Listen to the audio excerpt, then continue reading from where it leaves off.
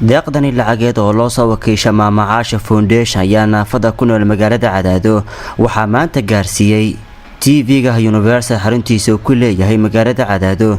dadka loo qaybiyay deeqda lacageed ayaa gaarayay in ka badan 40 ruux ayagoona isugu jiray rag, dumar iyo caruur oo dhammaantooda naafa waxaana haysta xaalado nolol xumo.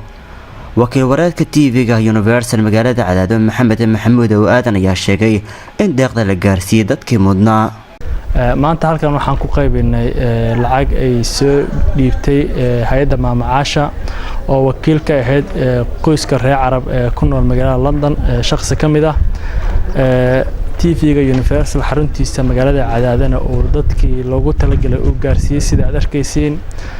runtii lacagtan waxa aan gaarsiinay dadka naafada siiba kuwooda ugu jilicsan baahiyada gaarka ah qaba.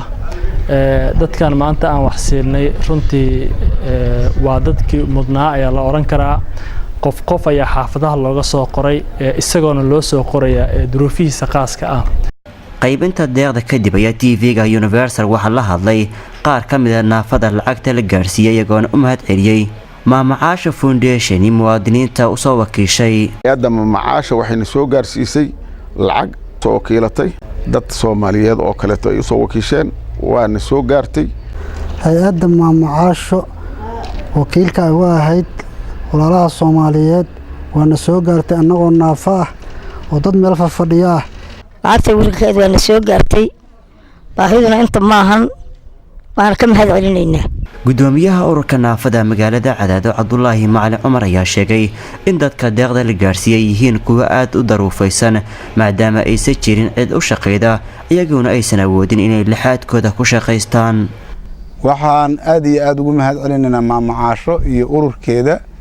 dadka naafada aad u jeediin waa dad aad u daruufaysan oo abaarta iyo dhibaatada Soomaaliya ka jirta ayagoo adimada aad iyo aad u sii taabatay.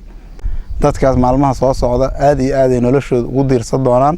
midda labaad TV-ga oo Universal oo asna barnaamijkan qayb ka ahaa aad iyo aad aan ugu mahad celinaynaa oo in badan dadka naafada ah iyo dadka liitaba soo bandhiga baahiyaashooda.